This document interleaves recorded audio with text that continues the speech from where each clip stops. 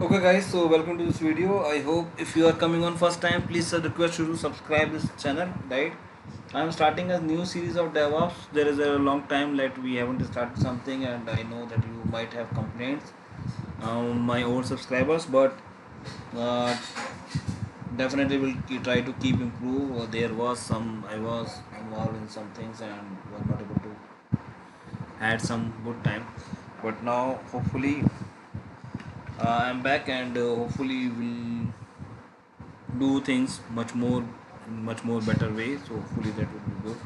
Now there would be more advantage because I have some experience as well now uh, with you guys. Okay, so thanks a lot for your response. This is first class of DevOps. I will not waste your time. Most of you know that DevOps is very important things, right? If you are learning cloud, only AWS, Google, GCP is not sufficient. If you do DevOps as well, there are a lot of opportunities available. Okay, so let's me quickly start. This is first class of DevOps, and we'll try to cover all the things doing practically in subsequent classes. If you are just a new learner, this is very good opportunity for you to learn DevOps. And if you have any questions, feel free to write in comment section. If you like these videos, just comment me so that it motivates me, and I will keep creating the new videos. Okay. Now let's start very quickly without wasting more time. What is DevOps and why it is used? DevOps flow. So DevOps is a process. Okay, DevOps is a process. This is not the correct video. Okay, now here are what is DevOps and why it is used. DevOps is equal to development plus operation.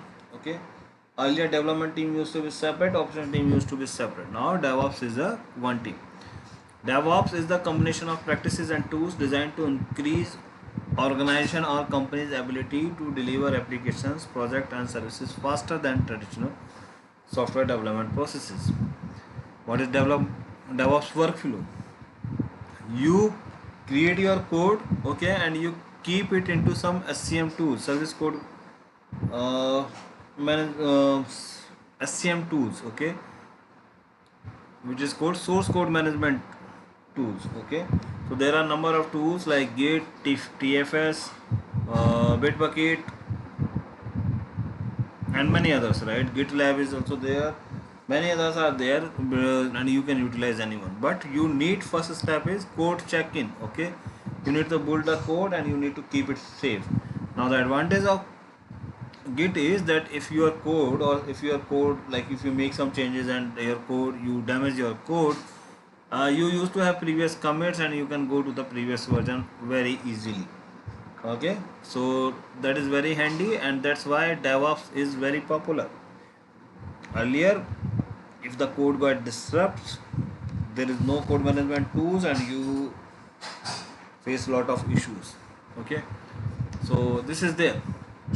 Now second part would be Jenkins continuous delivery, which is used for continuous delivery. Okay, which will create the pipelines where you can compile the code and you can execute the output. Okay, so that can be done via Jenkins or continuous delivery tools. There are different tools like Code Deploy, Jenkins, Bamboo, and there are others as well. Nexus is an example of collecting the artifacts. Okay, you build the software, you run the compiler, and your software is ready. Now you need to collect the artifacts. Okay, this got ready, this is working fine, kind of such things. Okay, there are few errors, kind of such things. You can fetch it via with the help of Nexus and similar kind of tools. Then there is Ansible, Chef, or Puppet, or different kind of tools which is used to do the deployment. Oh, sorry, which used to do the configuration of the things. Okay, so whatever the configuration need to be done on your host machine, that can be done via Ansible or Chef or Puppet tools. Okay, and there is continuous deployment as well. The deployment used to be normally used to be on host when I'm saying, then when I'm saying virtual machine or server, and you can also deploy it on Kubernetes or Docker containers. Okay, and Docker containers can be managed by Kubernetes. Kubernetes. So Docker containers and Kubernetes are used a lot there these days. Why we use Docker? Docker is used to pull and push container images. Okay, container images on host. You don't need to worry at this point much about Docker and Kubernetes or kind of such things. If you have any questions, feel free to write in comment section for your doubts. I will reply on that, but we will see Docker, Kubernetes, etc. in detail as well in the subsequent classes. Okay. Cost time. So if you see like why it is popular. Suppose a company using water flow model earlier, where it is a sequential model, where all the codes where you collect your requirements, right, and this is done, then you start writing you plan the code, okay, and then you write the code, and then you can deploy the software, right, and then you shoot your Flipkart or Amazon or whatever the client, okay, then you show and then they say okay, this is good, this need to be improved, kind of such things. If they do, you again need to make the whole changes and again need to go the process with the like analysis, development, testing, and then the output. Okay, what DevOps made the change? Okay, what DevOps did like you can do the things much faster. Like if your code get interrupt, you can go to the previous code. Okay, once the code is ready, you can start your pipelines, and pipelines will automatically do all the build part. Okay, then there is continuous, you are getting feedback as well, like okay, these are the artifacts, there are the errors, these are the things, those going parallelly. When you are developing, you can test the things immediately. Okay, so that is much faster than waterfall model. So now the point is that if they are a competition company and they are releasing their features very easily, so you will definitely will go to the company which produce the result quickly, okay, rather than this. So if you are, they are providing new features and all such kind of things quickly to you, you will go to that client. Okay, so DevOps is able to provide quick releases. Okay, and if you see these days, new version used to come very quickly. Earlier this not used to be the case. Okay,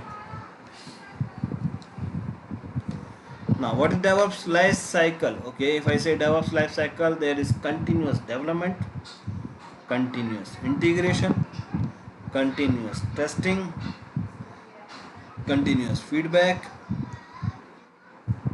continuous monitoring, continuous deployment, and continuous operation. So what is continuous development? You are writing the codes and submitting it into Git or any SCVM tool.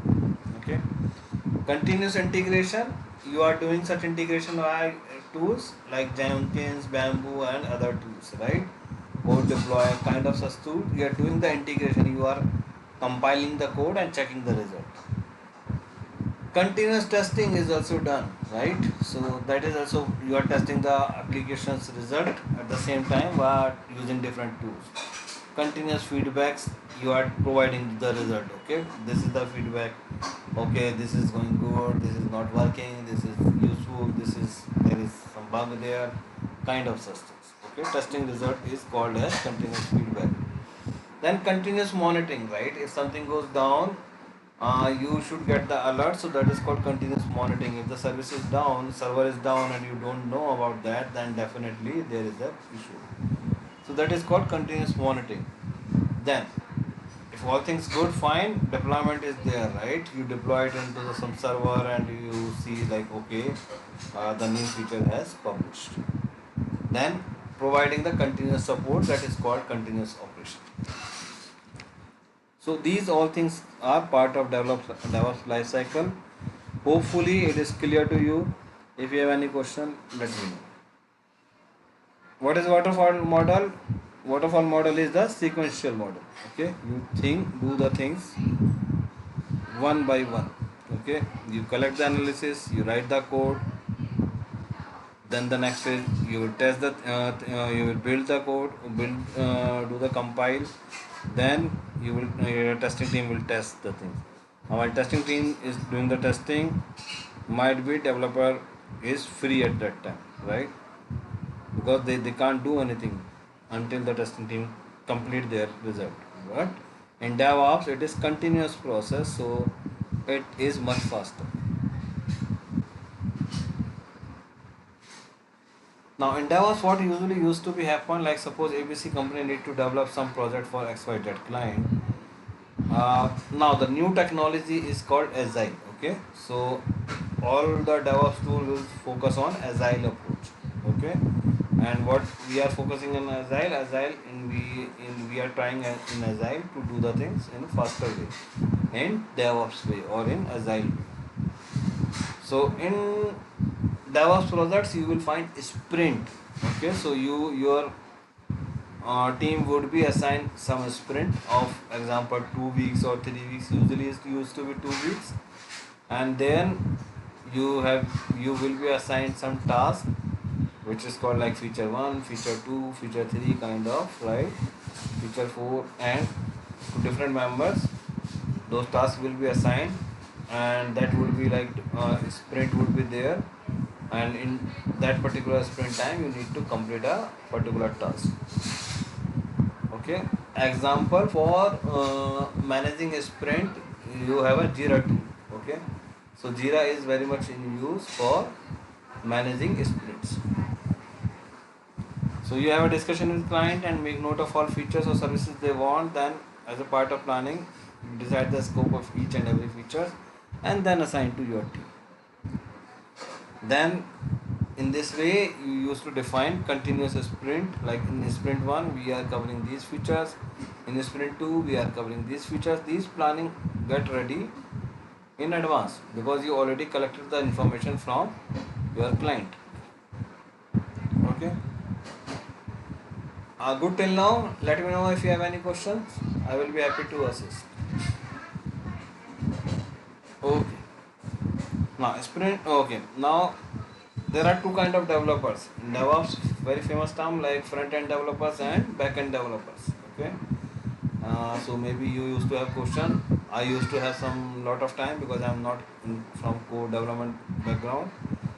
So front end developers. What are front end developers? The people who is working on front end things like the user interface. Okay, the front end of the application, front end of the website, kind of HTML, CSS, JavaScript, Angular, or React languages. Okay, so they have some good expertise in front end part.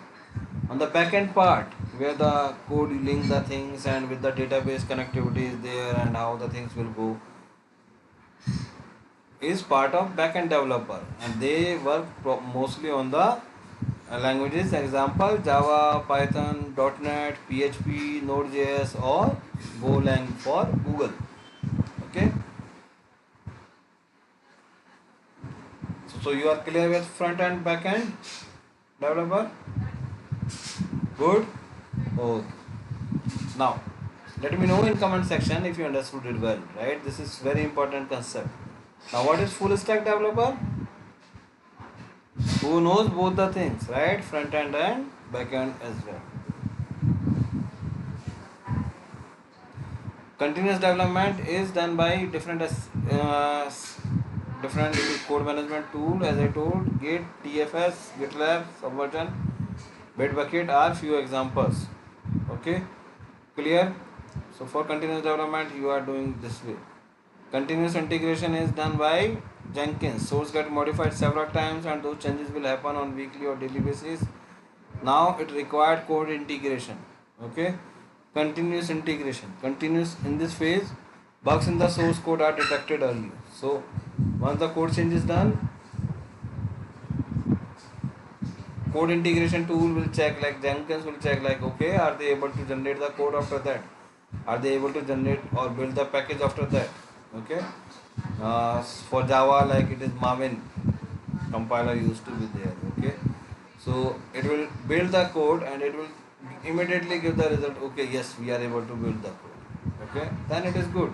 If there is some error, code team developer need to make some changes in the code to fix that. But it is continuous feedback. You can see it is continuous feedback there.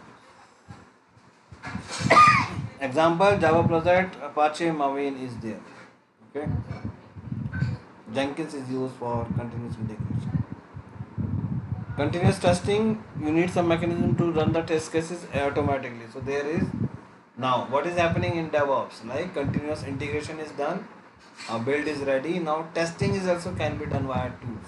Okay, so there is very popular tool Selenium. You can learn about this, and we will see the utilization of Selenium as well in the course while doing the classes.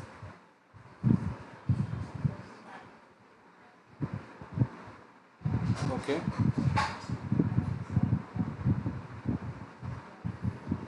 So we will do continuous testing which will run against the build which has been done, and it will generate for analysis. It will be easier with the report analysis and failed test cases easily we can check.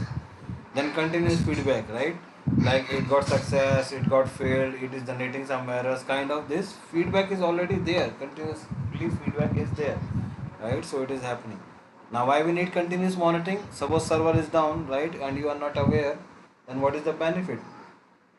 So monitoring is required, that if server goes down you should get some email, should some alert or kind of any way SMS or something should be there so that you can notify and you can fix the service.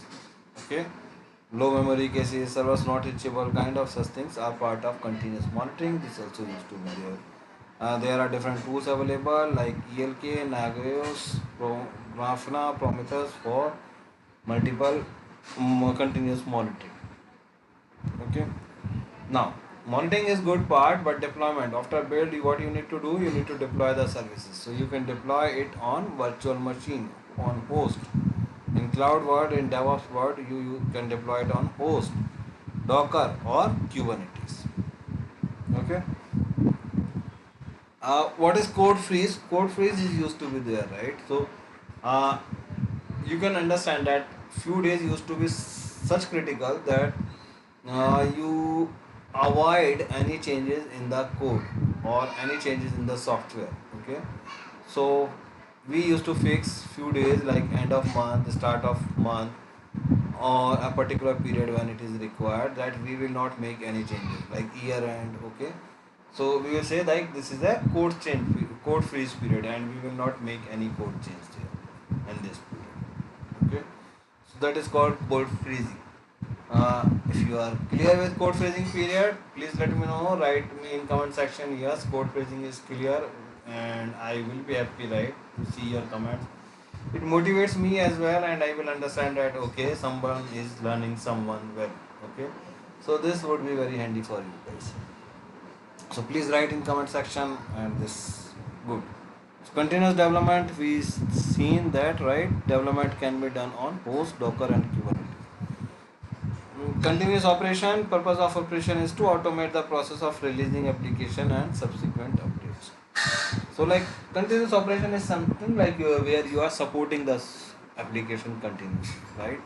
And you can try to automate the things wherever it is possible.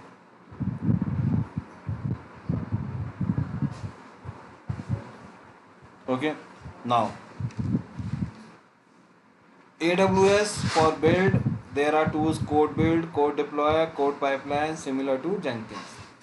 In Azure, there are Azure DevOps pipeline which you can use for build part. For Google also there are.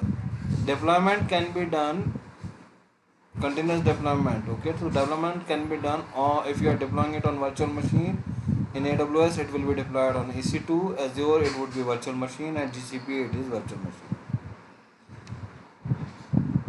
If you want to deploy Docker and Kubernetes, Docker, so it would be AWS ECS service you can use to deploy the application.